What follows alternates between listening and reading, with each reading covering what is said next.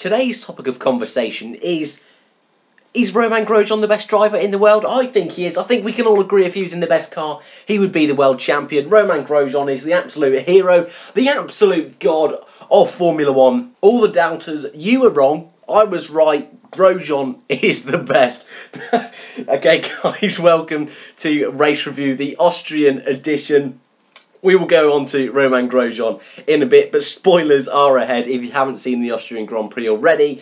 But guys, let's just jump straight into it, and that man there on your screens, Max Verstappen, winning the Austrian Grand Prix.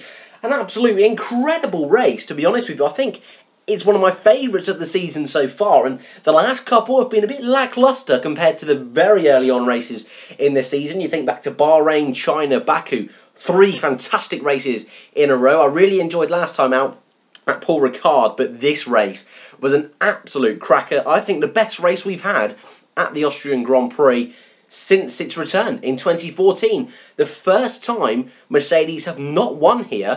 First time Red Bull have won their home Grand Prix. Lots to go through in this race, so let's do it team by team. We've started doing this recently, going through it team by team, and I prefer it that way, definitely. So, starting off with the winning constructors Red Bull. Dominant race in the end from Max Verstappen through not really his own skill or anything like that, or his own pace. Of course, once he managed to get out in the front, he was completely in control, nursing those tyres, and even at the end when it looked a bit touchy-go, still managed to stay in front of both Ferraris. The issue with Verstappen, there was a little bit of graining on his left rear, which we saw with most of the cars up and down the field, except the Ferraris. The issue with Verstappen, and the reason he managed to get to the front, wasn't, like I said, wasn't him. It was because of the faults and misfortunes of others. However, on that opening lap, he was able to position himself back into third after missing out initially, managed to get back up into third, which, to be honest with you, was one of the best starts to a race I think I've seen for a very long time.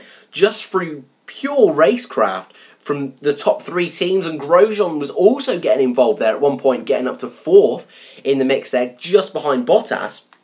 But it was a great fight between all those top guys, and Verstappen was able to get into the lead after that big mistake from Lewis Hamilton not coming into the pits during the virtual safety car. That's how Verstappen was able to get in front. Went onto those soft tyres after starting on the super softs, I believe.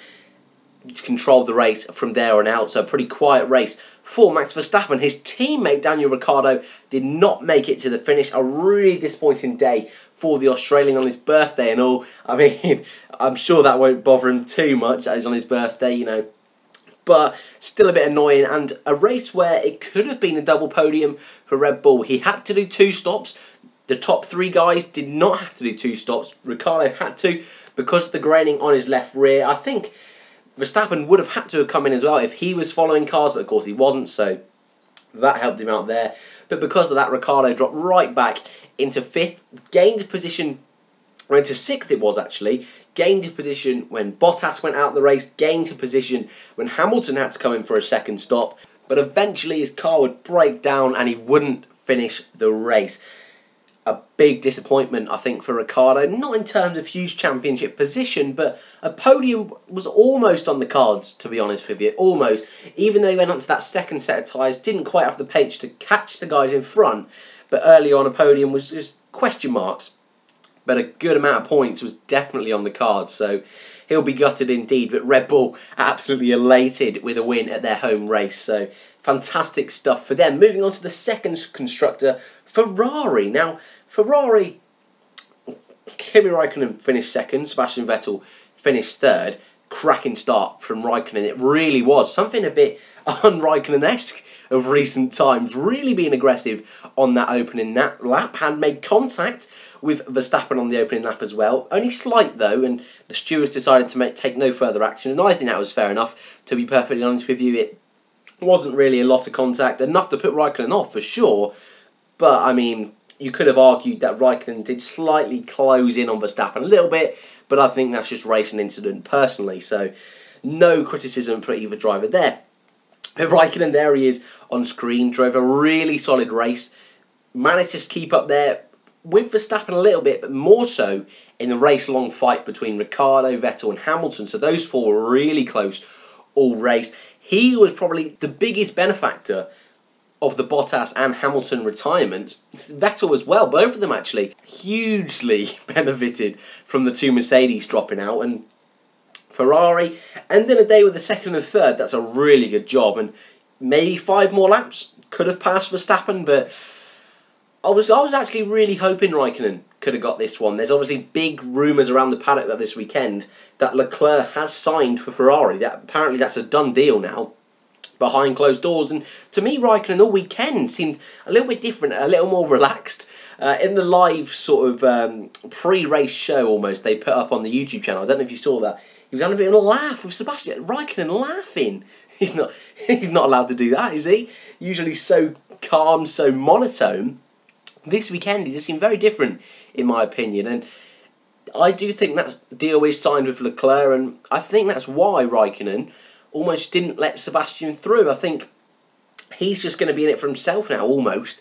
I mean, we know he doesn't quite have the pace as Sebastian, but I think he'll be a little bit more hungry for one more win. I think he will, and I think we will see it at some point this season. So that's Raikkonen's race pretty much done and out of the way. But Sebastian Vettel, a really quiet race from the German, to be honest with you. Massively unfortunate in qualifying, obviously blocked Sainz's run, which meant that Vettel, despite qualifying third, started the race in 5th. Consequently, that meant on the opening lap he wasn't able to quite make the progress he would have wanted, and despite getting a podium, despite really benefiting from the two Mercedes dropping out, taking the championship lead, wasn't able to really do anything spectacular this race. I think that's fair to say, to be honest with you. Had a great wheel-to-wheel action with Lewis Hamilton up towards turn 3, but that was really it. That's all we really saw of Sebastian Vettel. So, a quiet race for him, to be honest. And they could have swapped him around at the end. They really could have, and arguably that could have been sensible, but listening to the guys on Channel 4, I think they made a really great point. All the immediate backlash that would have had, especially being in Austria. A lot of Finnish fans heading to the Austrian Grand Prix. That would have gone down not too greatly. And that media heat could have really hurt him going to Silverstone, where both Ferraris, despite getting a podium last year for Raikkonen, both Ferraris really struggled. Both ended up tyres exploding last year. So this year they want a bit of a better race. And so they want to go in there with pretty clear minds, if that is possible. So let's move on to the third best constructor in this race, Haas. And the man in 4th, the man of the moment, Romain Grosjean. Now, I always say, I just want to make it clear, that Grosjean is one of my favourites. Especially this season, he's not had a good season, has he? I've said a few times, Grosjean, Leclerc, Van Dorn to a degree.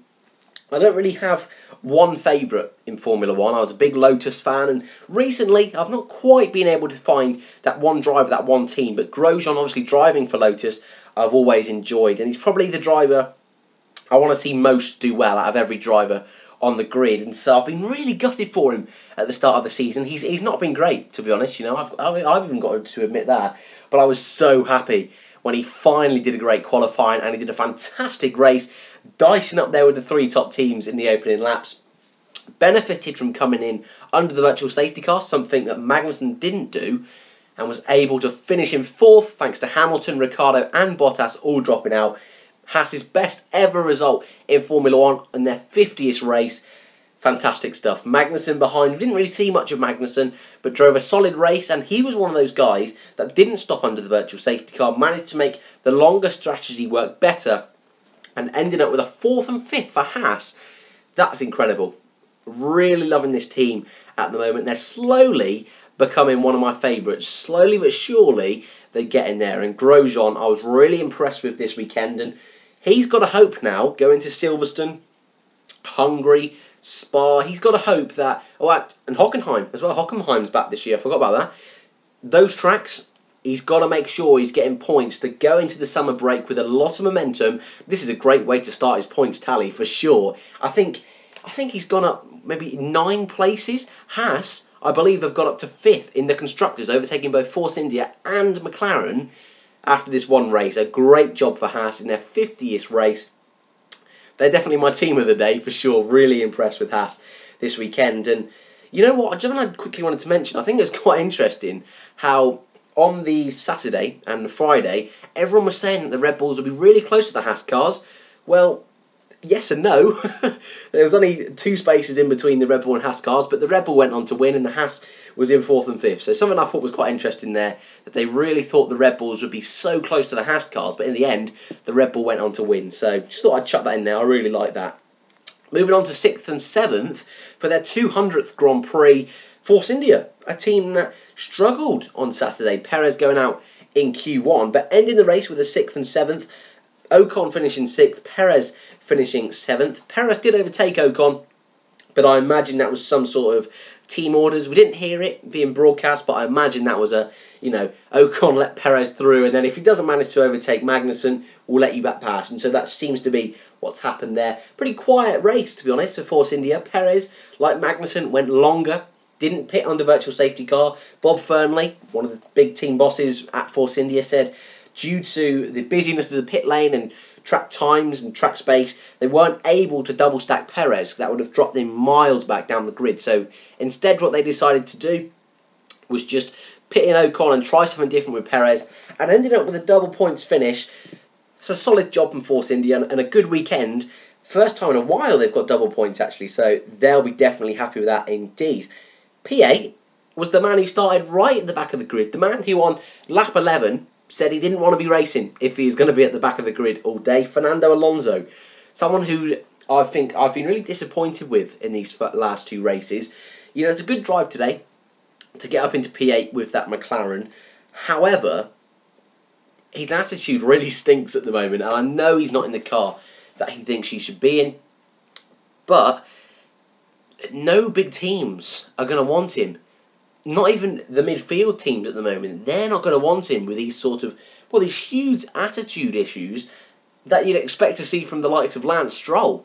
Not Fernando Alonso, 2 times world champion. So, as much as he's a fantastic driver, and he really is, I think it is his time to go. And this is something at the beginning of the season I didn't want. I didn't want him to leave. I wanted him to stay. But, after these last 2 weekends, after Le Mans, I've not been impressed with Fernando at all in Formula 1. Has looked really disinterested, and I could see him leaving at the summer break if the next few Grand Prix don't go his way. I really could. I really think he's that disgruntled at the moment.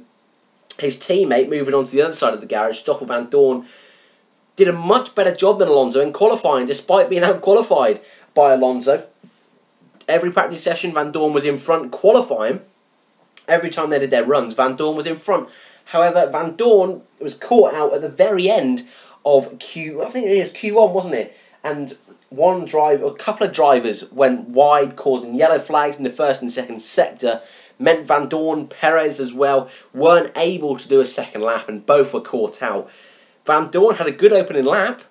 Well, a good start, I would say, up to turn 3, made contact with Gastly, a racing incident, and that was his race pretty much over straight from the go. I think it was a 2 or 3 stop from Van Dorn, so another disappointing race for him, and I think he's one of the drivers now. Started the season off well with a few points. He started to catch up with Alonso with pace, but he's not got the points, so he hasn't turned that pace into points, hasn't quite got that consistency. So I'd love to see Van Dorn at Silverstone. For me, that was the first race last year where he really outperformed Fernando, so he needs to do well at Silverstone, Van Dorn. Question marks have sort of drifted away a little bit, but they can easily come back, especially now Grosjean's hit a bit of form. The media are going to want to find one driver who's not hitting form, so I think Van Dorn will be the next casualty of that for sure. And with Hartley doing well as well this weekend, question marks over Van Dorn definitely going to start arriving. That's McLaren then. They finished in P8. 9 and 10. 9 and 10. A double points finish for Sauber. Leclerc finishing P9. Ericsson finishing P10. Both of these guys started right at the back of the field, getting a double points finish for Sauber. It's unheard of. Absolutely unheard of. I can't even remember a time where we've had a Sauber double points finish. I don't think we've had one since the V6 engines have been introduced. It's such a long time ago. I'm trying to it must have been 2012, 2013 with Perez and Kobayashi. That must have been the last time. That's a long time ago That's a very long time ago. So what a great job from both those drivers. This car seems to suit them, or both of them, really well. It seems to be a good midfield car, definitely ahead of the Williams, which going into the season, of course there was a few question marks over where Sauber were going to be. A lot of people put them at the very tail end of the field, but for sure, they're definitely not, and outperformed the Toro Rossos, outscored Mercedes this weekend, outscored Renault, Williams. Really good job from Sauber. Leclerc once again showing his talents. A lot of wheel-to-wheel racing from Charles Leclerc today. Looked really strong. Made an issue, or made a not an issue, sorry. Made a mistake on the opening lap, running wide, going into the second sector just by the Orange Army grandstand. But from there, despite being miles down the back of the field at the end of the first lap, managed to work his strategy well. His pace was good, consistent, going up to P9. Good job from Charles Leclerc. And Ericsson back in the points again, second time this season. Good job from the Swede. Just outside the points was Pierre Gastly. Made contact with Van Dorn on the opening lap. Apart from that, nothing too much to say about Gastly. Pretty quiet race. Was up in the points near the end of the race, but he was one of the earlier guys to pit. Went long on those soft tyres and unfortunately couldn't quite hold on with, I think it was about 2 or 3 laps to go. So disappointing from Gastly, but promising as well. P12, Carlos Sainz, a race of what could have been for Sainz, to be honest with you. All went wrong in the pit stop, didn't it? I've just realised I'm not going through team by team, but hey ho, we'll just go through the rest of the order as it is. The pit stop really hurt Sainz for sure. Was running well into the top 10, outperforming Hulkenberg. Well, actually, Hulkenberg DNF, didn't he?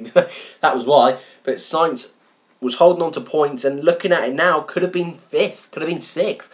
But mistaking the pit stops took him all the way to the back of the field and ended P12. Lance Stroll qualified P13, ended P13. Really good qualifying from Stroll, and I think he qualified P15 actually, but penalties helped him, brought him up the field a little bit. But Stroll, good opening lap, moved up the field a little bit, but we didn't really see a lot of him. Some good wheel-to-wheel racing with Charles Leclerc, actually, which, considering how highly everyone rates Charles Leclerc, Stroll did a really good job of defending that. So, was impressed there with Lance Stroll. P15, Sergei Sorokin. I don't think I saw him once in the race. I think maybe getting out of the way of the lead racers. That was it. And P15, the last finisher, Stoffel Van Dorn. Guys, not to finish. Brendan Hartley, quiet race from him until he went out the race. Daniel Ricciardo, we've already spoke about him. Nico Hulkenberg retired very early on. But before we leave, we've got one more team to talk about. And for the first time since their return in 2010, Mercedes has a double retirement due to reliability. That is monstrous. The last time they had a double retirement was that famous crash between Lewis Hamilton and Nico Rosberg at the 2016 Spanish Grand Prix. So, huge question marks on what went wrong there. And we also saw Hamilton's huge mistake, or not Hamilton's mistake himself, but the strategy mistake to not bring Hamilton in. This is the second time this season that Mercedes have not reacted quick enough to safety cars, and it's cost them, and it cost them big today.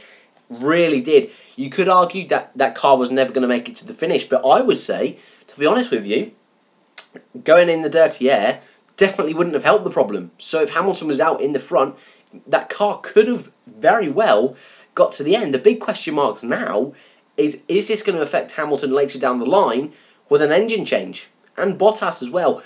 Bottas is the one I really want to talk about because Hamilton, like I said, was fighting with those other guys. I mentioned it earlier on with Raikkonen, Vettel, Ricciardo, and that was fantastic to see. I loved it, seeing the top guys fighting on track. And I want to go on to talk about that a little bit, just about the circuit layout in a minute.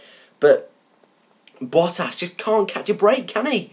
He can't catch a break, and despite making a great move around the outside of Verstappen and Raikkonen on the opening lap, despite bogging down at the very start, Lady Luck is just not on his side again, and now I believe he's 6th in the driver's standings behind Max Verstappen and Kimi Raikkonen. This is a guy who is driving this season. He should be fighting for the World Championship. He's been that good. He's just had the worst luck I think I've ever seen with the driver. I think this is so harsh on him. And this weekend is another blow.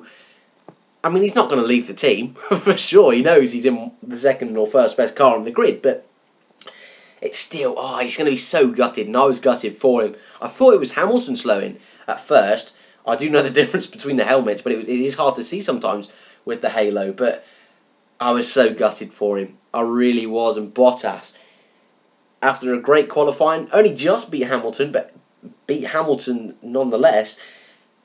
He's going to be so annoyed. He's going to be so annoyed. Another one that slipped away from him. But he goes to a track next weekend where last year he was driver of the day, in my opinion. I think he really was. I think Ricciardo ended up winning the vote for that last year. But for me, being there at the event, Bottas drove a solid race. He really did. And he'll want to go there. And despite Hamilton's dominance now he seems to have there, Bottas will want to run as close as he can to his teammate. And I think it'll be a good indicator of how he can bounce back, because I know if most of us were in his shoes, it'd be really difficult, especially recently. He's just being pounded with bad luck, isn't he? So, really disappointed for Valtteri Bottas. So, we've gone through the whole field then. Now, and this is the sort of time in the race, or time in the review, we talk about my sort of, what I call ranking for the race. That's the word I'm looking for. My ranking for the race, and any final thoughts. And you know what? I've come away from this Austrian Grand Prix thinking close racing is a thing in Formula 1. We can have that. Circuit layout is a big issue, to be honest with you. Something that last season, I remember at the end of last season with Abu Dhabi, everyone was saying, that layout is completely wrong. And I thought at the time, but it really doesn't help with these cars that can't follow each other. This year, they seem to follow each other a lot better. This race last year was not a great race. But that being said, this year, cars were passing each other all weekend, all race long. Complete mix-up all throughout the race. And this race, for me, was a fantastic race. Really enjoyed this one. I think, you see, it's only just happened, so I don't want to go too crazy, but I think this was my favourite race of the season so far. Absolutely loved it. The only thing is that my prediction, I said in the predictions video yesterday, I said, I want to go safe this weekend. I always go a bit out there. I went safe. I said, I think I said a Bottas win, Hamilton second, and Vettel third. And the racing gods just said, you know what? I don't care about your prediction. This time we're going to completely mix it up. And so Verstappen win, Raikkonen second, and Vettel third. Just proves that F1 these days, anything can happen. And if I'm correct, that's now 3 wins for each constructor. 3 wins for each constructor. That is pretty mental. That is pretty monstrous. And it just proves how completely open this championship is. I know Vettel and Hamilton are the big names at the front at the moment, but it could easily have been thrown around. You think, back to Bahrain, if Ricciardo had stayed in it, this weekend if Ricciardo stayed in it, if Bottas had stayed in, all these races he's had bad luck, this championship could really look very different indeed. So my rating for this race out of 10 is going to be a 9 out of 10. Absolutely love this race. I don't even care. I can hear some of you keyboard warriors saying, no, this was not a 9 out of 10, you're wrong. I don't care. I absolutely loved it, and maybe that's because Grosjean got 4th as well. I did enjoy that, and I love to see a mix-up from the race, and I love seeing the race go completely down to the wire, but I loved it. One of my favourite races of the season. Driver of the day, a little bit harder, to be honest with you, but I think if you know me, I think if you've been listening to me throughout this whole review, it was only going to be one man, and that's Romain Grosjean. Loved it today. Really impressed with my man Romain Grosjean. Fantastic result for the Haas team. I'm thinking of other drivers to give it to be honest with you. And Raikkonen drove a solid race, the same as Verstappen. Leclerc getting back into the points. Alonso getting back into the points. Ocon and Perez, actually. I think Perez I would put up there. But I'm going to give it to my boy Romain Grosjean. I've got to.